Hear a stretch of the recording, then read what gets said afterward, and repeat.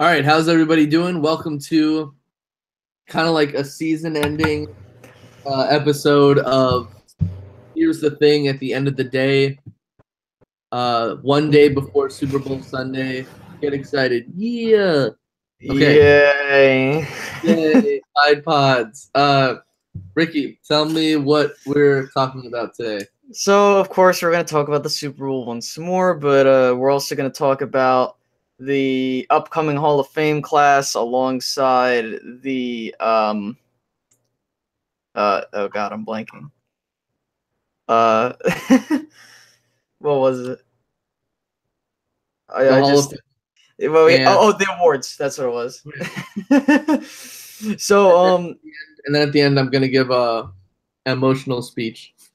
Speech. Yeah. Speech.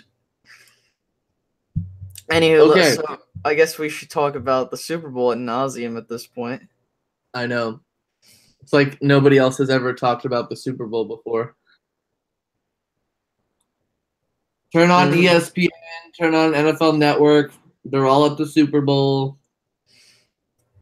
I'm just before we begin, I apologize. I just want to get some clarification. What is the official Coach of the Year award? Is it AP? Yeah, I'm pretty sure. Everything. Okay, because I think they already announced some. We are the greatest. We know everything. Because they announced apparently Sean McVay won Coach of the Year. That's what it says on the website, but I don't know. I don't know.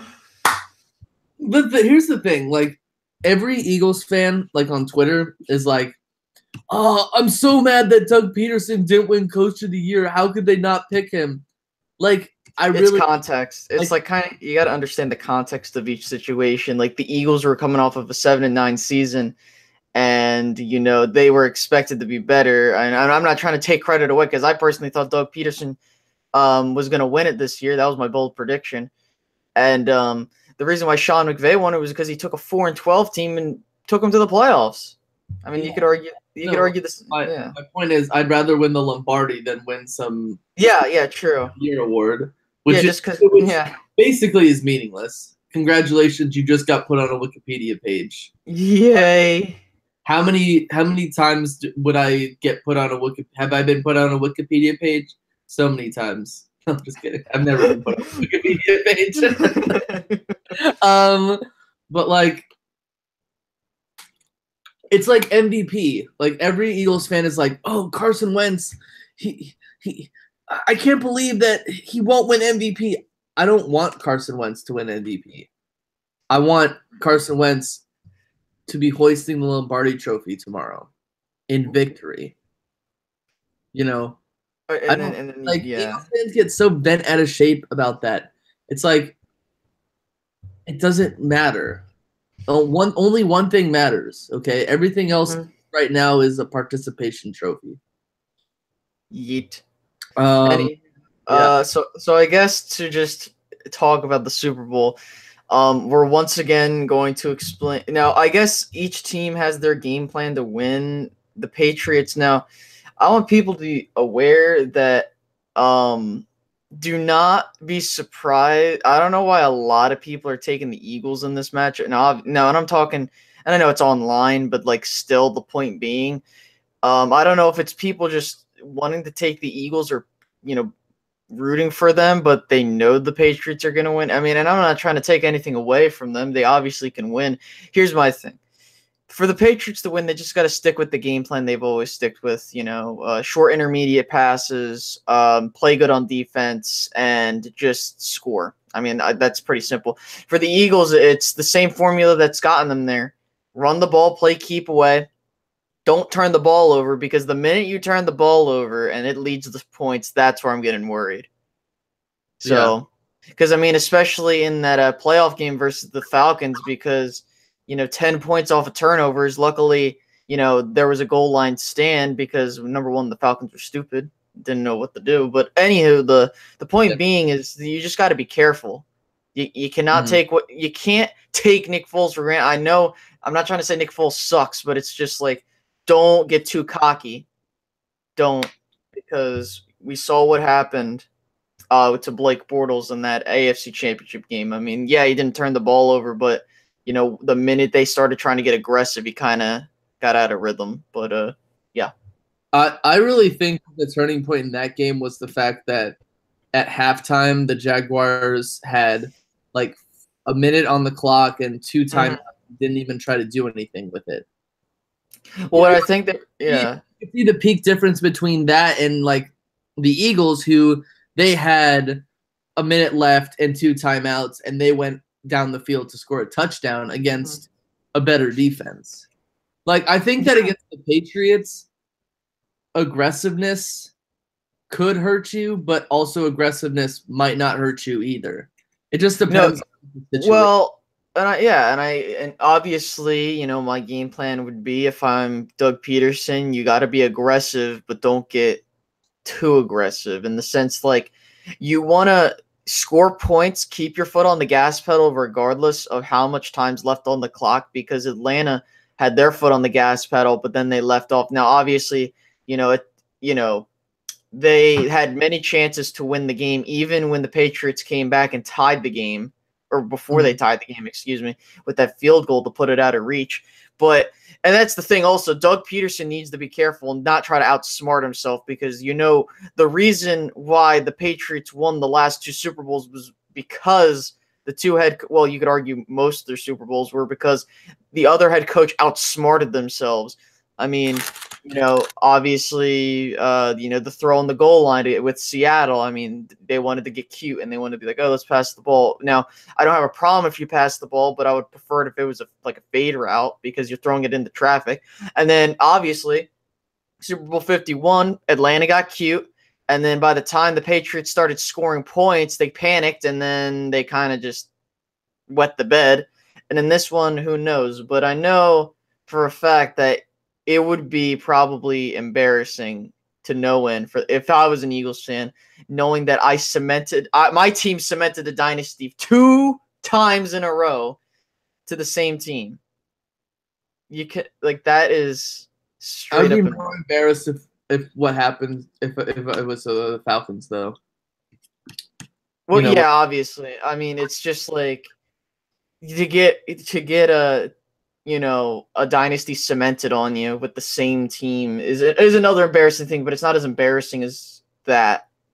I could say that. But yeah. I mean, yeah, but at the same time, I'll definitely be proud of them. I won't care if they cement the dynasty. I don't think anyone cares about that. I'm more pissed off about losing. Yeah, exactly. I think you're more concerned of losing than a dynasty being built. Which, I mean, it's amazing what the Patriots have done, and I think that some people and I grew to appreciate them. I mean, obviously, I kind of get tired of them winning, but I kind of realized that you're probably never going to see stuff like this ever again, so you might as well enjoy it while you can. And I'm not saying this because they're playing the Eagles. It's because I actually, after watching that AFC Championship game and seeing New England win, it's like, wow, imagine what it's going to be like when they're gone. A wide open AFC for the first time in 2 decades. Yeah. I mean, besides the fact that only 3 or 4 quarterbacks have been to the Super Bowl since 2001 in the AFC. Yeah, it's ridiculous. But anywho, do you have anything else to say in regards to the Super Bowl? Because I know we talked about this ad nauseum so many times. This has been the longest 2 weeks of my life. If the Cowboys were in it, I would probably feel the same. I want to say that media week is probably the most useless. Probably the most thing since the Pro Bowl. It is. I mean, it's just complete. I cannot believe how you need a media week. You need a bye week between the championship game and the Super Bowl. I understand you at the Bowl, but the fact of the matter is the media week is so pointless. It's you have a bunch of guys who just sit there and they just talk. I could not talk to the media, but I kind of want to go over a little bit I want to talk about Alshon Jeffrey. Go for it. Oh, what happened? Some people are I don't know what's going on. Well, first of all, before he ever became an Eagle, I think it was like February of last year, Alshon Jeffrey said, "We're gonna win the Super Bowl." When he was still like a Chicago Bear, and he's still like and he came out, and of course he became an Eagle, and now he's in the Super Bowl, and he said, "It's not if we win the Super Bowl, it's when we win the Super Bowl. Christ. We're taking the Lombardi back to Philadelphia." And like, first of all the people were like, "Oh, the Lombardi was never in Philadelphia, so that's really stupid." But what he meant to say was, we're taking on the plane back with us. Like we're bringing it back. Yeah, I know what he meant by that. Like it's not like it's not. I hate it when players do that. When the players have like that kind of bravado, especially against the New England Patriots, who they always feed off of that stuff. I know like what he said will have nothing to do with. Yeah, obviously the play on the field has. It's just like why couldn't you just keep your mouth shut? And the thing with Brady's daughter too. What? The thing with Brady's daughter, with one of the reporters calling her a brat or whatever. I thought he was a Boston guy. Like I don't remember. I thought he was a Boston radio guy. Whatever. The same thing, same difference. I don't know. But like, you don't need to say that. The only guy I remember who came out and said they were going to win the Super Bowl, if you remember Plaxico Burress. Yes. Who came out and said it, and he was like, we gonna beat the Patriots 23-17. And then Tom Brady was like, he kind of jinxed himself too, and he was like, we're only gonna score 17 points. Because the Patriots were like the number one scoring offense that year. Yes, I remember. 14 points. It was like a double jinx right there. Like it was a response. Well, if you pay attention, that's how you beat the Patriots. You play keep away, run the ball, and or short intermediate passes, because those technically, I believe, count for runs as well, but just in a different stat book.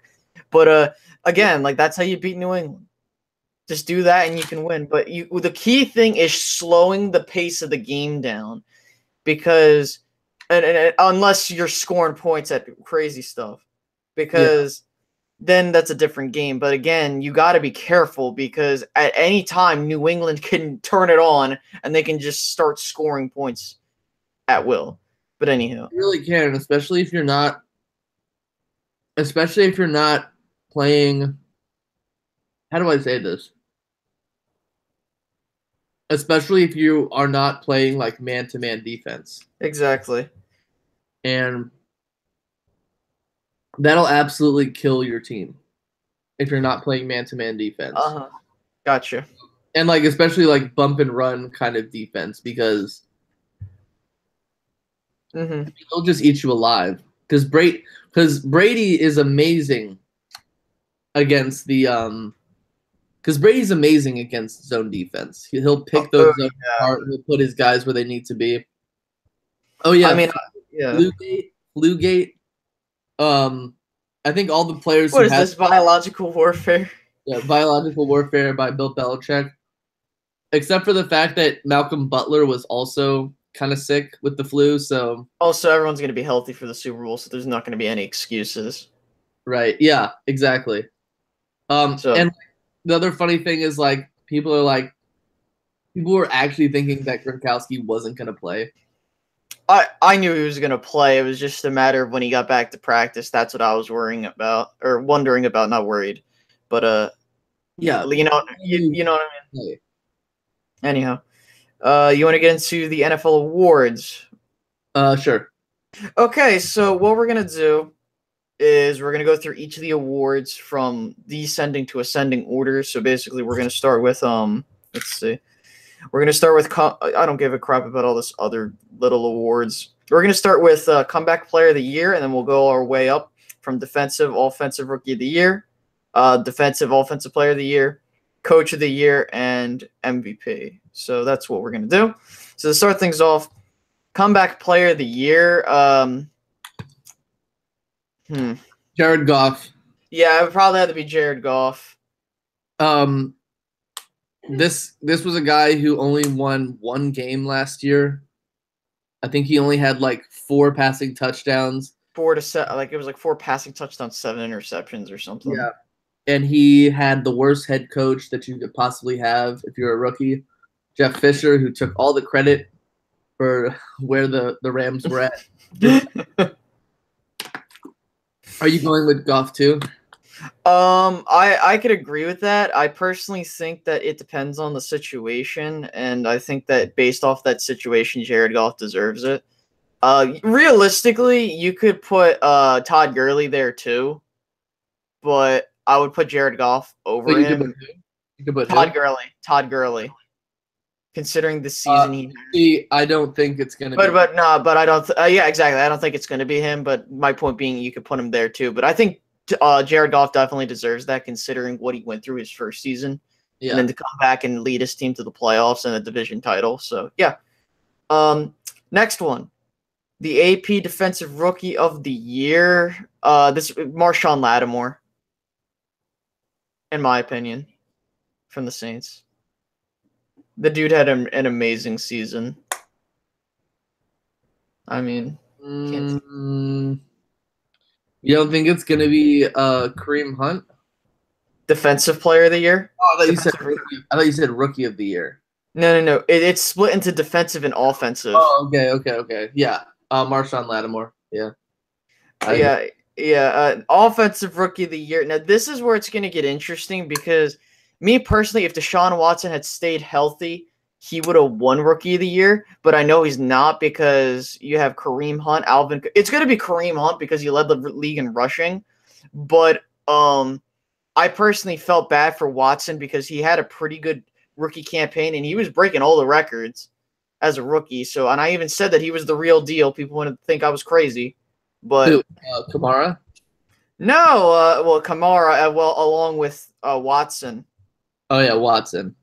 Yeah. But anywho, I think that it's going to be Kareem Hunt. I personally feel bad for Deshaun Watson because he definitely was setting a definite Rookie of the Year campaign. He was going to throw like 47 touchdowns this season. Yeah, I know. It was like a ridiculous amount, so he would have shattered Russell Wilson's record. Yeah, he got injured when he had like 18 or something like that. Yeah, and it was really early in the season, right? It was like week 8. Relatively speaking. But yeah, I'm assuming you're going with Kamara as well. No, Kamara. Hunt. You know what I meant. I'm going with Mike Hunt. No, so go on. What's the next? Okay, the next two are Defensive Player of the Year. Defensive Player of the Year. I would say, and not to be a homer, I would say DeMarcus Lawrence, mainly due to the fact of how he busted out onto the scene and considering the fact of how well he played this season. Don't be surprised if there are other good candidates out there. I think was it Chandler Jones who led the league in sacks with 17? I think. I don't remember. But I personally think DeMarcus Lawrence, based off of what he did, I think he deserves Defensive Player of the Year. So I'm going with Melvin Ingram. Okay, yeah, I could see that. He's the one guy that kind of popped out at me as being like a high-rated player. I know he gets to play next to Joey Bosa, but still. Whatever. Anywho, moving on to the Offensive Player of the Year. Now, I just want to say this right now. Normally, the MVP and the Offensive Player of the Year are the two same thing. See, here's my thing, and I just want to talk about this as a pet peeve of mine. I want to say, who got Offensive Player of the Year last year? Wasn't it Matt Ryan? So for the 2 straight years, Matt Ryan got MVP. Yeah, and Offensive Player of the Year. I just looked it up. So for 2 straight years, Offensive Player of the Year. Yes. No, he got MVP. No, he got both awards. Oh, he did.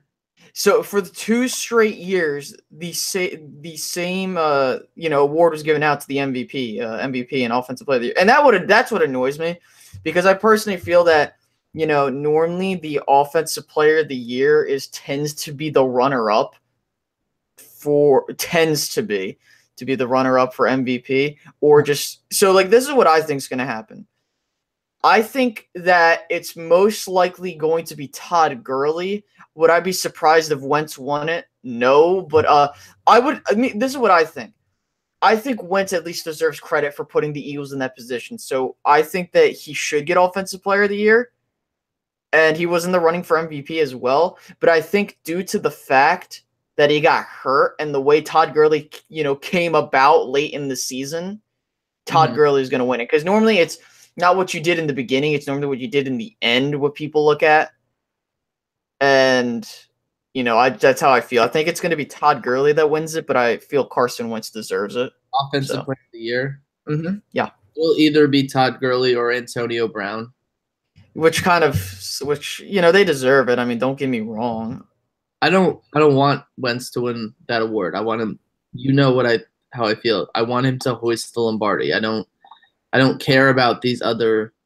Yeah, I gotcha. Eagles players winning any of these other awards. Yeah, and I mean, to be fair, I really think that the NFL needs to seriously rework some of the awards to an extent. And I'm not trying to say that like in the sense like, oh, quarterback wins MVP, because obviously the quarterback is your most important player. It's just, see, my logic and reasoning when it comes, and we're going to get to Coach of the Year and then MVP, but my thing is this: if you to evaluate an MVP award, I say this is my argument. If you take said player off that team, and they're in the MVP discussion, and you take said player off that team, and they are a completely different team and they suck, then by that rule, now obviously that's a pretty basic rule, but it's just like that's how normally it's evaluated. It's like for example, if Wentz was taken off the team, would the Eagles have plummeted? And no, they didn't. I'm not trying to take anything away from Wentz, obviously, but that's what's going to suck and I feel bad for Wentz because now people are going to say he's a system quarterback, considering the Eagles, I think, outside of that Cowboys game, have won every single game without Wentz. Right? It was just in different ways. But anywho, getting to Coach of the Year. But also understand that if you take the only player amongst what you said, if you took them off the team, they wouldn't excel, would be Todd Gurley.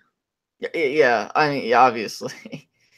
And again, and I hate, and sometimes that and a few weeks injured, and they still won most of those games. So exactly, yeah. And I'm not saying Todd Gurley is my MVP, just so you know. Oh, okay. Yeah. They're because my logic. Not my MVP either. Yeah, I was gonna say my MVP is someone different. Anywho, Coach of the Year. I think Sean McVay deserves it more in the sense of him being a rookie coach to come out of nowhere, lead a 4-12 team to an 11-5 record, and a playoff appearance, especially a division title. He definitely deserves it. I know I said from the beginning of the season, Doug Peterson was my wild card to get this, but would I be surprised if Doug Peterson won it? No, but mainly due to the fact you led your team to the best record in the in the NFL. And, that's normally what they did with Jason Garrett, but considering that was a different season to begin with, considering the Cowboys were headed atop the NFC and this year, the Cowboys had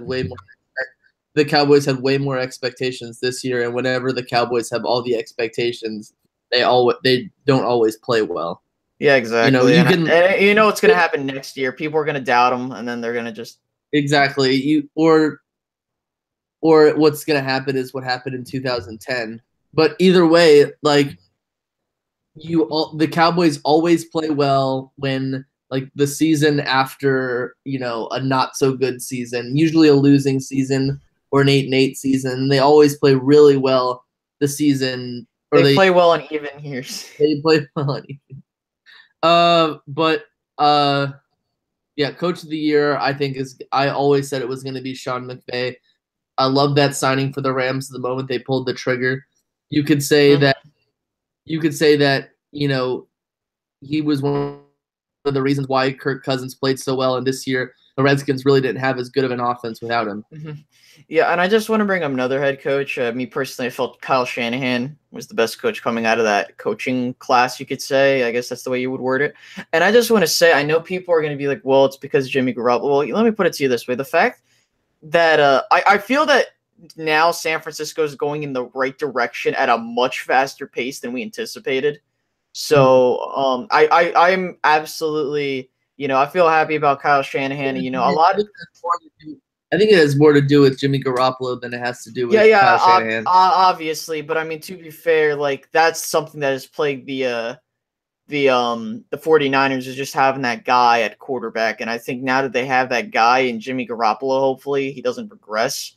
I think that now you can start. You don't have to focus on that. Now you can start addressing needs to help him out. If you're a coach that's a quarterback whisperer and you couldn't do it with Brian Hoyer, who was the guy you brought in, and you couldn't do it with CJ Beathard, who was the rookie you brought in. And here's this guy who let's be honest, Jimmy Garoppolo kind of made, this is my hot take. I don't usually make them, but he basically made them, he made their season. Pretty much. I got my family's all over the place when it comes to teams. They weren't even going to start. Yeah, and I had I think he's, basically what he told me was a family member. He's like, it's awesome, we got the quarterback, but he said, he talked about Kyle Shanahan and some other 49er fans were getting on him, and he was like, you got to keep in mind that this is his first year coaching a rebuilding organization that's going from the ground up, so obviously it's going to take some time, and I think that he said, I would say give it next year, and then if they end up going 8-8, 9-7, I think you need to seriously, take an eye out, start watching that 49ers team out because any way up is going to be helpful for them. Yes. Anywho, let's and finally MVP. I think Tom Brady's going to win it just because 40-year-old dude that did all those, devil's magic to make him play at a high level. Now I want to just say this right now. He French kisses his kids to suck up their souls. Exactly. Yep. Anywho, Boston for you. Anywho, I really feel that Russell Wilson deserves it based off of what he had to go through with that Seattle team. Now, obviously, some people don't have my way of thinking. And I'm not trying to say that as an insult to those people, but it's just in the sense, Russell Wilson led the league in touchdowns. He was responsible for 60 to 70% of his team's offense. Mm-hmm. Would I be surprised if Russell Wilson won it? No, I wouldn't. But I will tell you this, that I feel that Russell Wilson made a very interesting case. And I think Tom Brady's going to win it because of name recognition, but do not be surprised if Russell Wilson wins it based off of what he did. So, yeah. I wouldn't be surprised if Russell Wilson won it, but at the same time, he might be the most valuable player on his team, but is he the most valuable player in this league is the question. See, and I had this. You could argue that he could be offensive player of the year. You can make that argument, yeah. At the same time, I don't. Brady had the most passing yards. He had the third most. Yeah, I'm not taking it. Yeah, I'm not taking anything away. I think he'll win. I think he'll win. I just because this is what kind of annoys me with the voters sometimes is context of the situation, and this is what annoyed me. And 2014 until this day, me personally, JJ Watt should have won MVP. But if it had to come down to a quarterback, it should have been Tony Romo. I know we're going on this stint, but it's MVP voting that I'm talking about, and it annoys me because, and they made and Tony Romo made a more perfect case for being 2014 MVP than I've ever seen because, he's out one game. Technically, he's out for one game, but he was out for kind of a game and a half. But his team loses without him. Okay, he comes back with the whole back fracture and everything, leads his team to the playoffs and a playoff win. and nearly beats Green Bay in Green Bay. And I think and this is what annoys me to no end, is like, I'm not trying to take away what Aaron Rodgers did that season. He had a fantastic season in 2014. But based off of the context of the situation, for those that don't know, Tony Romo, I think, is the last he's like the only, or like one of the only quarterbacks to not win MVP and have the best passer rating, like the best passer rating in the league, which is going to annoy me to my grave, because I feel like he should have won it over Rodgers, considering the Cowboys were a much, and people are going to be like, well, he rode DeMarco Murray and all this other stuff, but it's like, at the end of the day, I mean, he put up numbers similar to Aaron Rodgers. Oh, by the way, he only threw one interception in the month of December, and I mean, like, his team put up like 40 points a game. So that was the first Romo Sember. Yeah, exactly. Yeah. All the others, he was really bad. Anywho, let's go ahead and move on to the Hall of Fame class, because to begin, I'm gonna go ahead and say the finalists, and I believe, what is it? Is it like 5 of them or 8 of them? Do you remember the number? 8. I think 7 or 8 of them go to the Hall of Fame. Okay, so I'm gonna read them off. Hold on. Look it up. Let me look it up. Yeah. Whatever. How many Hall? I want to say it's 6 or 7. Year NFL.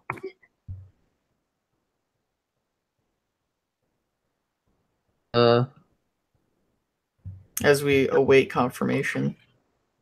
It looks like present. 1, 2, 3, 4, 5, 6, 7. I think it's 7. Okay, 7. Cool.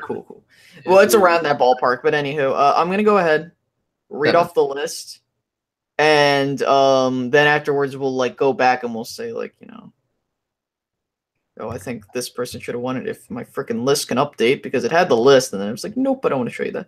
So there's Tony Baselli, offensive tackle for Jacksonville. Well, yeah, I'm just whatever.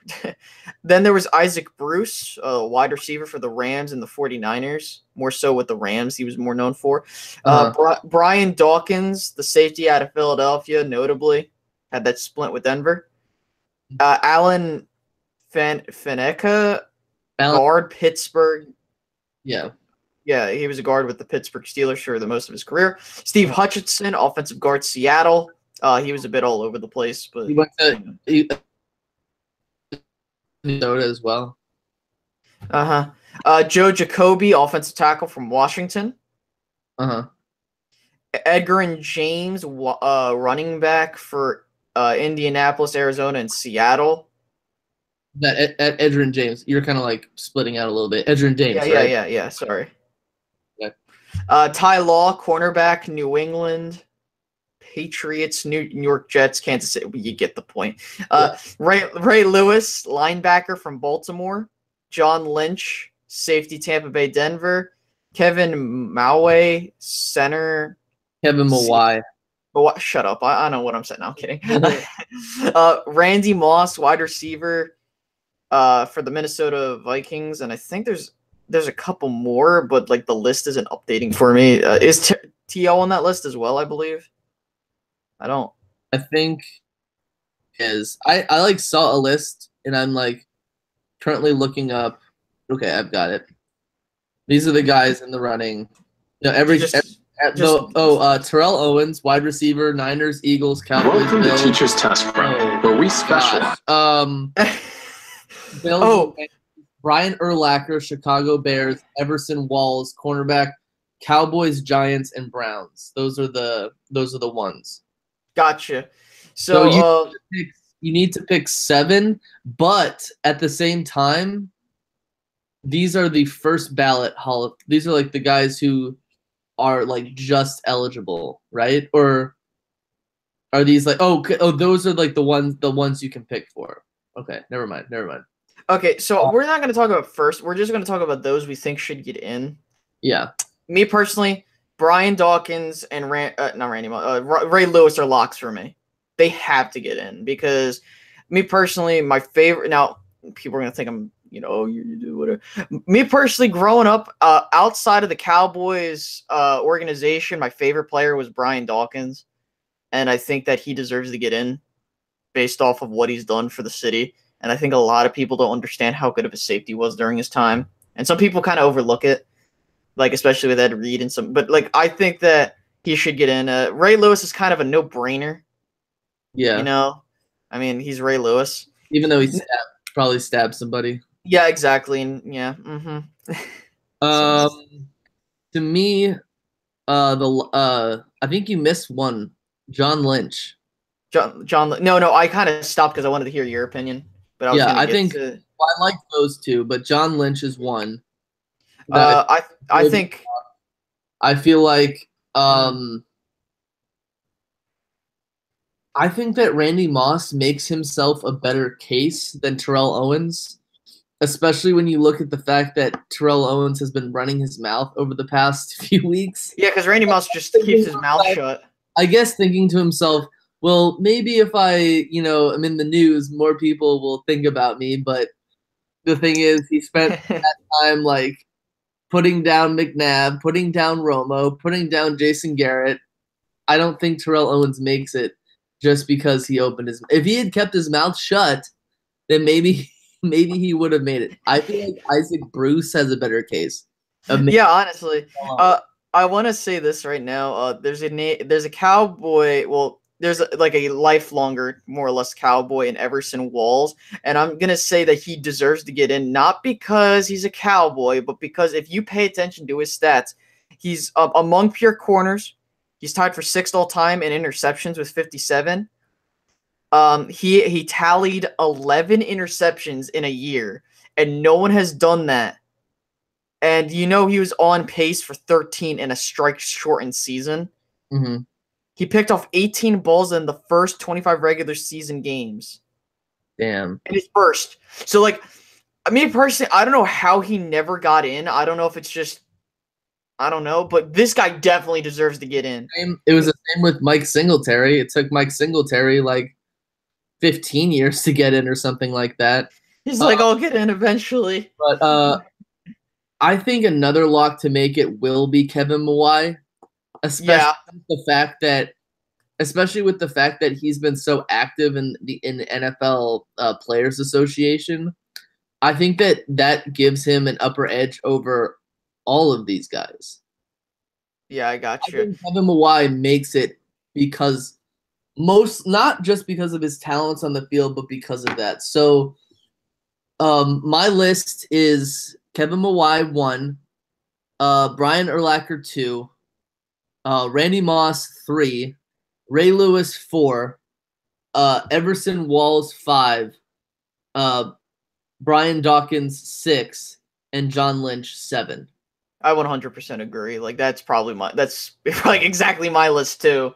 So I mean, like, unfortunately, I like Isaac Bruce. I don't think I put him in that list, and I like most of the guys on this list, but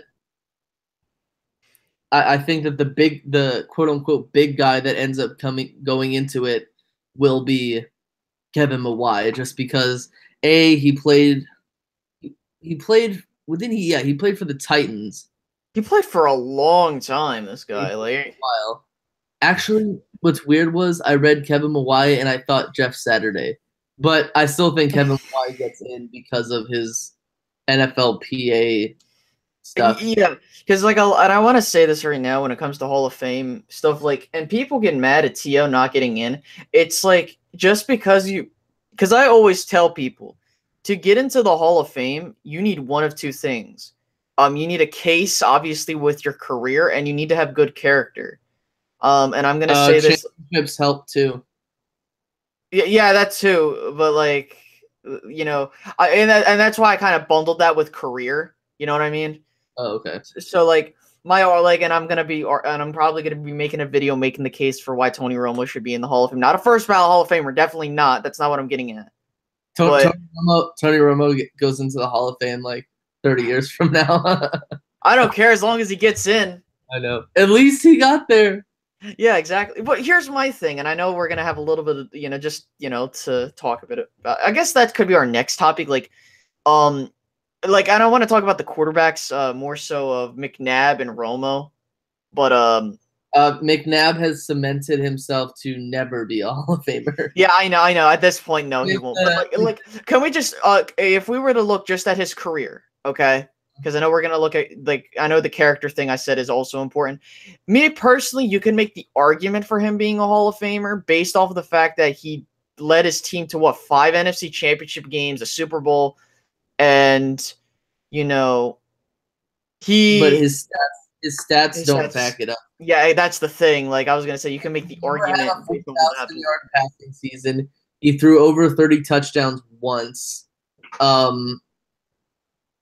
His stats just don't back it up. Yeah, and I mean, and of course, character issues with the DUIs and the asking a female coworker if she likes to squirt. Those are great ways. Those are great ways to not be a part of the Hall of Fame. See, and I think Tony Romo and people always get it. Like, a lot of people hate me when I say that he's a Hall of Famer. It's like, no, like, you got to keep in mind that I think Tony Romo, what he's doing is cementing himself a legacy for him to get in, and I think he's playing it smart because I'll tell you something. Tony Romo won't get in as a Tony Romo. Can you get into the Hall of Fame as a broadcaster? I don't know. I don't think so. But it helps your case, though. I mean, because Steve Sable got into the Hall of Fame. Really? Yeah. I think well, let me put it to you this way. The reason why I can make the argument for Tony Romo is because if you look at his career and based on how the Cowboys were, like, he had to carry the load of arguably one of the more unstable franchises in the league, making them contenders. And in most seasons, well, and not only that, like, he's only had, like, one losing record, I believe, in his whole career. Wait, well, like, Tony Romo only has, like, 1 or 2 losing records in his career or something, like that being... well, no. I'm sorry. When he started 1-6, I think that's the only one because he was like 3-1 as a starter in 2015. So by technicality, he's only had 1 losing record in terms of a season. You know what I mean? I know that sounds weird to word, but like, not only that, but neither has Dak Prescott. Yeah, but the difference is Tony Romo has played like 11 years in the league as a starter, been in the league like, I think, 14 full seasons. And I mean, like, and like, also he's put up stats. It's not like, oh, well, he's never had a losing record. Only once he's had one. But no, like, he's put stats up that justify him. Like, he's like the 3rd best passer rate. I know passer rating's a bit skewed, but like, you know, he has that stat on his side. Let me put it to you this way, and I tell people this all the time. If you removed Peyton Manning and Tom Brady from the equation, and it was just, you know, and I know people hate it when I say that, but it's like, if you remove them from the conversation, Tony Romo probably wins an MVP or 2 because of the context of each situation. You know what I mean? Like, and I know, like, that's probably me being the ultimate homer, but realistically, it sucks the era he played in, because, like, he won't get that gratification. Also, because of that bobbled snap, that's what probably killed his legacy too. So, yeah, but that happened so early, which is lucky for him, because thank God that didn't happen later in his career. And apparently, Cowboy X Factor wants us to make the case for us being in the Hall of Fame. Well, you know, we just talk on a microphone for about an hour a week, so Hall of Fame worthy, dude. Yeah, I know. I'd First ballot. Me. Yeah, I'd vote for me. You know, I don't know how you can make the case for DJ, though. I mean, he's had a losing record as in a pick. Yeah, he's always... DJ had a chance to get a winning record, but he picked the Browns every week. That should be... We should make that into a meme or something like that. Yeah, right. I had the chance, but I had to pick. Like, here's the thing: if he had like picked the Browns, maybe like half of those times, he would have had a winning record, right? Yeah, I would have freaking won if I picked the against the Browns. But anyhow, yeah, the reason why Tony Romo should make the Hall of Fame, and again, it's because if you look at the context of the situation, but I also think that based off of his story, he'll get it, because if he was like a number 1 draft pick, I don't know, but I think that based off the fact he's an undrafted guy from I think he was at the time a Division II or Division I school, and for Eastern Illinois, he comes out of nowhere, supplants he pretty much connects the bridge finally between Troy and the next guy. And like I think and a lot of people are going to rate this moment of his career when he chose to step aside and let Dak Prescott, take the reins. And that's something that a lot of people don't realize, which probably is going to cement his legacy. A lot of people think that it was the bobbled snap that cemented it. I think, and I almost cried, and I think I shed a tear when he was doing that speech. But Kelly was just she couldn't speak for a few hours because it's it's just insane, because like a lot of people, like he could have had that job back if he wanted to, and he was like, no. I'm going to sit back. It was what game was it after? Was it after that Ravens game? It was after the Ravens game, I think. So it was that one where Dak Prescott, he threw that pass to whoever that was who caught it in the end zone, and you could see they showed Tony Romo's face right after that, and he was like, what a dime, or something like that. Yeah, he was like, what a dime. Yeah, after the I think it was after the Steelers game, now that I think about it, because no, it was an indoor game. Yeah, whatever. Anyhow, but look, it was an indoor game because it was at some point in the season, but it was but here's my thing, once again, his legacy will forever, and I think that he made up for that bobbled snap because of what he decided to do. He wasn't going to be and remember, Brett Favre, and I always, I think he's comparable to him in a sense, because, he grew up with him, whatever. But, here was my logic in, if you look at the situation, Brett Favre wanted his job back. He didn't care what he felt about Aaron Rodgers. And they were like, no, we're not giving you your job back. We're going to go with this guy. And guess what? His legacy looks. He retired. He said he was going to retire. Yeah, he retired, and then he came back and he said he wanted his job back, and they said no. Oh yeah, and that's what kind of tainted it a bit. Before we move on, I'm almost surprised that Tony Romo, because he had his first season and second season were really good, and then this third season and his fourth season were really bad. I was always surprised that Tony Romo was not on such a short leash, because you see that with a lot of quarterbacks. If a quarterback is drafted in the first round, they're obviously more valuable, which is why the Redskins held on to RG3 for as long as they did. But I'm almost surprised that Tony Romo, during his his middle years where he wasn't him and the team weren't playing as well, I'm almost surprised he wasn't on such a short leash. Well, because if you look at the context of the situation, obviously, the team was just, oh my God, it was just a mess. And what sucks is because what happens when teams are a mess. Yeah, I know. I agree with you. The fact that an undrafted free agent guy has nearly the same length of a leash as a guy that's picked number 1 overall, which I feel, but he deserved that. It's not Here's the thing. Let me look at this.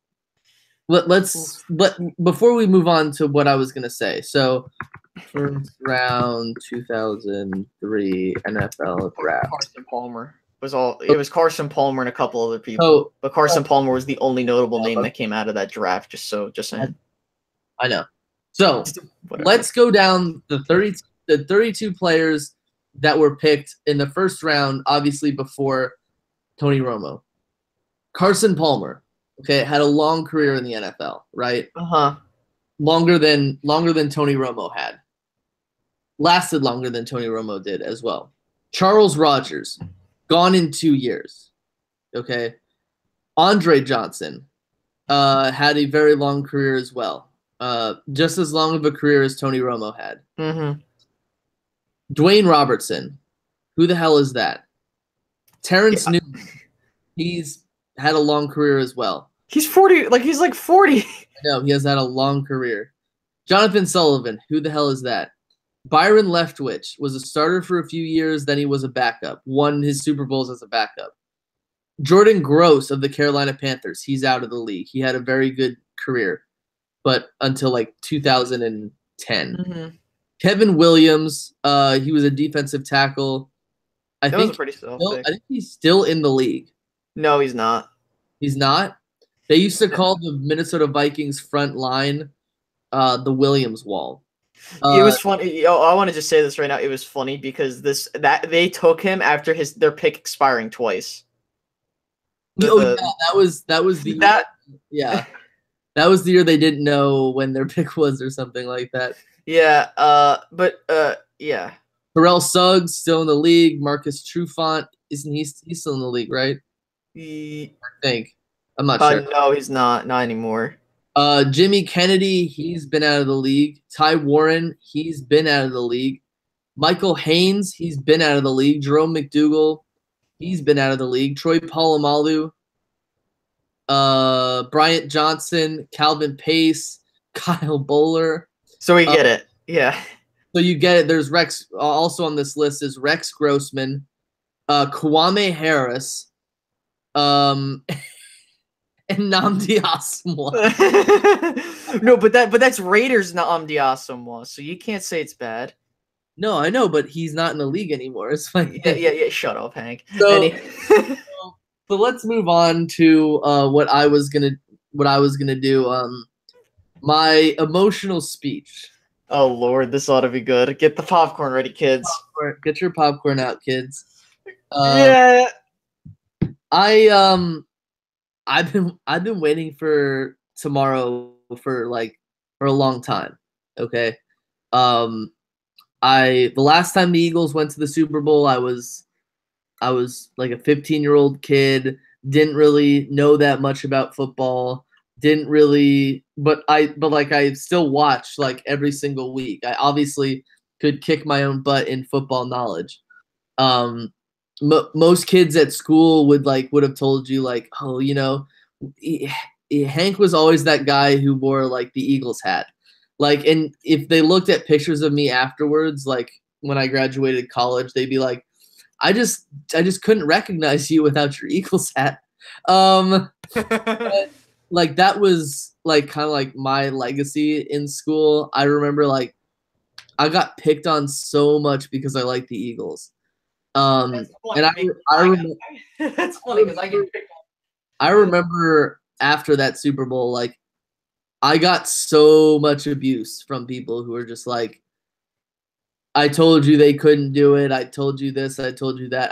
I'd say like going into that Super Bowl, like I had high hopes and aspirations. And then once they lost, the whole team fell apart. I just don't think that I can handle that again. I don't think it's going to happen. Like, they might have a Super Bowl hangover, but you don't want the team to just fall apart. I don't want them to fall apart because what happened was, Terrell Owens, they started pointing fingers at each other. Donovan McNabb puked on the field. Terrell Owens threw Donovan McNabb under the bus. Freddie Mitchell for some reason, he also threw Donovan McNabb under the bus. Terrell Owens had that training camp where he was doing sit-ups in the parking lot or his driveway, and Andy Reid had no idea what to do because he had never handled a player with that kind of magnitude, and the team just fell apart. I mean, from 2001 to 2004, that was their Super Bowl window, and they couldn't fit into it.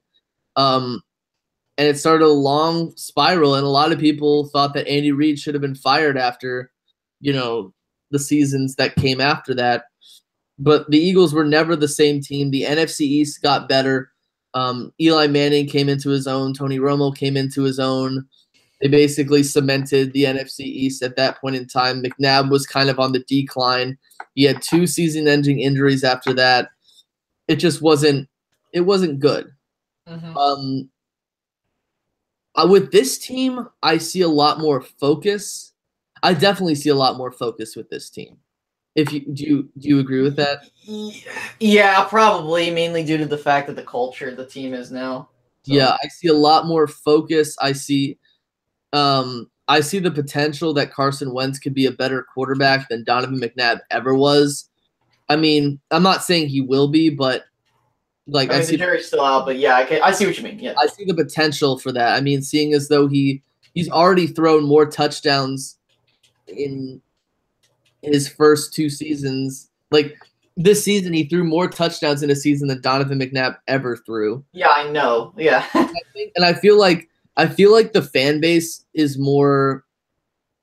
The fan base definitely cares a lot more about Carson Wentz than they ever did Donovan McNabb. Because a lot of people always said that Donovan McNabb was like the most underappreciated player in Eagles history because he got booed when he got drafted, and that's just not what happened to Carson Wentz.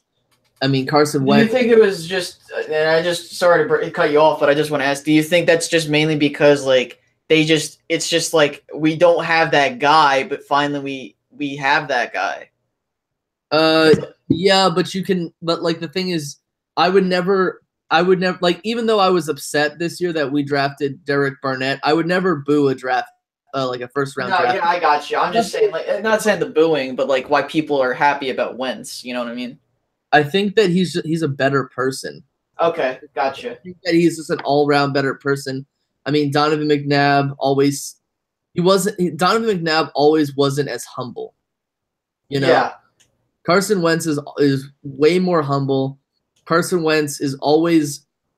I mean, you look at, and this is merely just. Mm-hmm. I'm not sure if this actually happened, but apparently when Donovan McNabb went down and he was replaced by Jeff Garcia that one season, apparently it was Donovan McNabb and his family who put pressure on the Eagles to not re-sign Jeff Garcia. Wow. Well, yeah, that's kind of that's. But at the same time, that would never Carson Wentz would never do that. Mm-hmm. Like if the team had like if Nick Foles and led the Eagles to a Super Bowl victory, and I'm not gonna say it's definitely gonna happen because there are absolutely no guarantees in life besides death and taxes.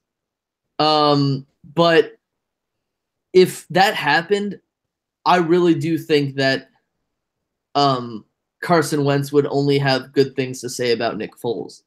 And if the Eagles had decided to keep Nick Foles and not Carson Wentz because of his injury, I think that Carson Wentz would be a million times accepting of that, especially based on his beliefs. You know, I feel like this team is different, but at the same time, you don't know what. I mean, I think this defense is better. This offense is not nearly as good, but we all know that defense wins championships, offenses fill seats.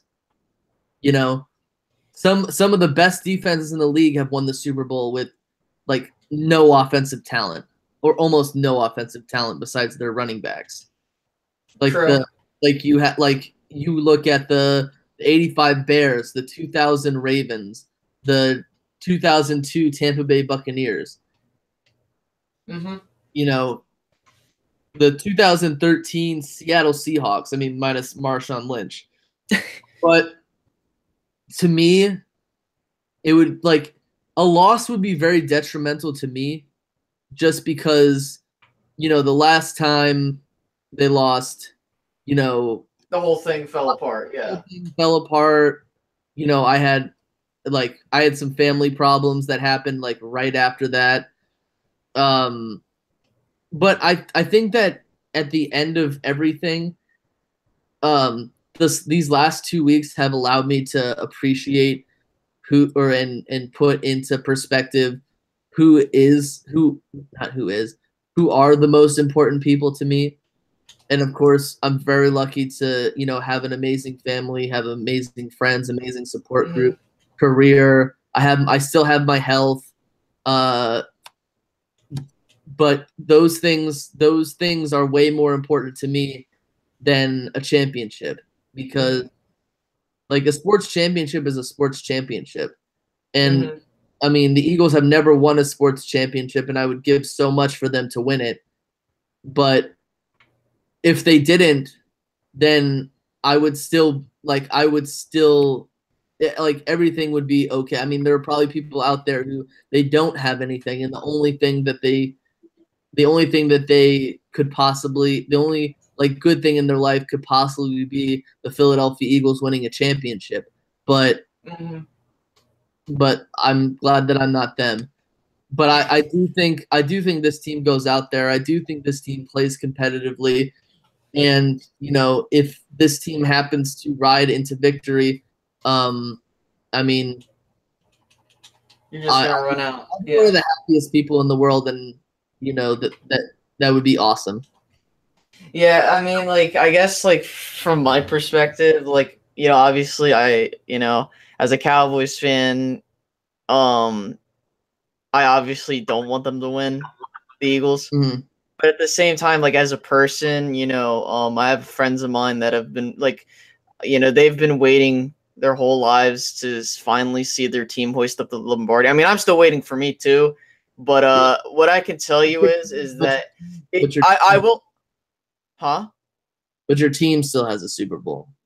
Well, yeah, but it's it's kind of empty filler for me because I've never seen it, nor have I had the ability to enjoy it. So to me, it's just filler. Well, in my opinion, to some others, it means the world to them. To me, it's whatever. But getting back to this, as a person, you want them to win because you want them to enjoy that. But at the same time, for me, it's probably, for me, I've gotten annoyed with the playoff success, or the lack of playoff success, I should say. And of course, it kind of humbles you a bit because it's you got to realize that winning is not easy in the NFL. And for all you know, if the Cowboys were to make it there next year and win it, they could possibly not win it for the rest of my life. So you want to make sure that if they win it, you enjoy it to the fullest, regardless, because you might never see them win it again, or they might make it there and they might not make it back again. Mathematically speaking, they should make it back, but in all seriousness, it's all about enjoying the moment. Regardless if your team wins or loses, the fact that you made it there is amazing. And people think it's except if you're the New England Patriots, you think it's easy. It's not easy to, people think that it's easy to win. Oh, it's just win 4 or 3 games and you're there and you win one. It's not easy. A playoff game is literally, unless you are the Patriots. Yeah, exactly. That's what I meant to say. But it's one of those things where I'm like, if the Eagles don't win, they might not be back for another 10 years.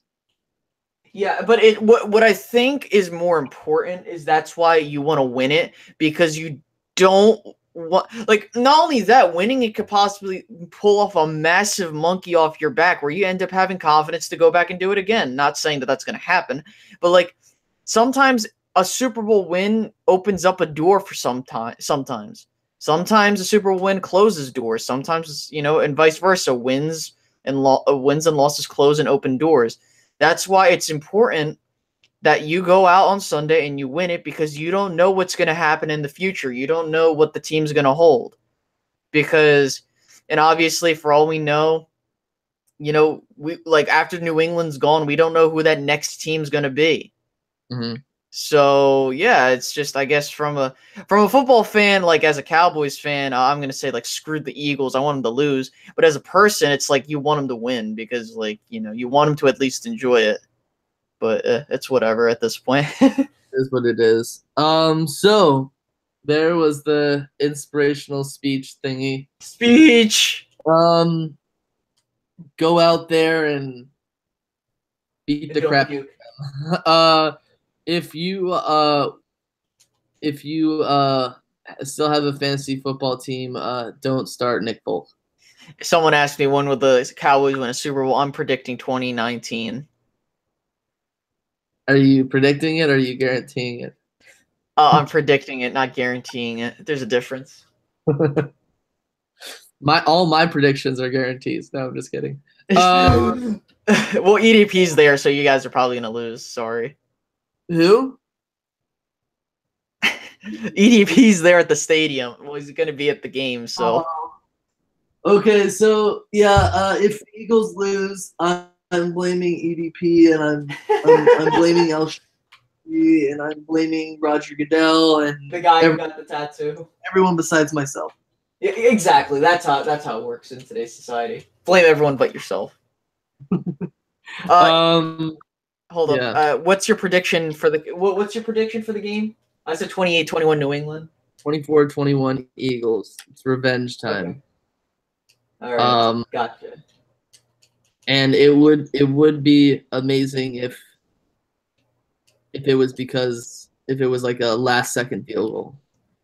Yeah. Well, what if you miss it and it's a blocked field goal? Oh my god, that would be horrible. I'd probably commit suicide. I couldn't handle that. With what guy for the tattoo? What guy for the tattoo? The guy that had tattooed Eagles Super Bowl champions 2018 through 2020. Did you know there's a guy who tattooed a Patriots fan that tattooed something on himself? Yeah, but the Patriots don't have any curses, so.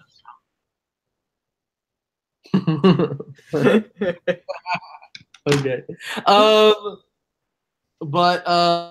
Yeah. Do you have anything final to say, Ricky? Yeah, America, just don't overdose on Tide Pods. They are not colorful pizza rolls.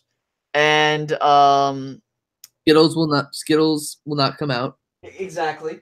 And yeah, best of luck to both teams. Just please make it a good game. I do not want to see a blowout regardless of the side because that kind of I'll get annoyed because I wait all this year and you give me this. That's how I was when Denver. Yeah, exactly. Thanks, Denver. But yeah. Just my final message to everyone is don't die. Yeah, exactly. Don't die. Oh, and Philadelphia, make sure that you fire retardant everything because the city's gonna burn regardless. So. Yeah, right. All right, guys. Have a wonderful day. Douse yourself in water. But I think that's it. I hope that everyone has a good Super Bowl viewing and you're safe and you watch some commercials and hopefully there is no wardrobe malfunction this year. Oh well. Well. All right. Have a nice day, everyone. Yep.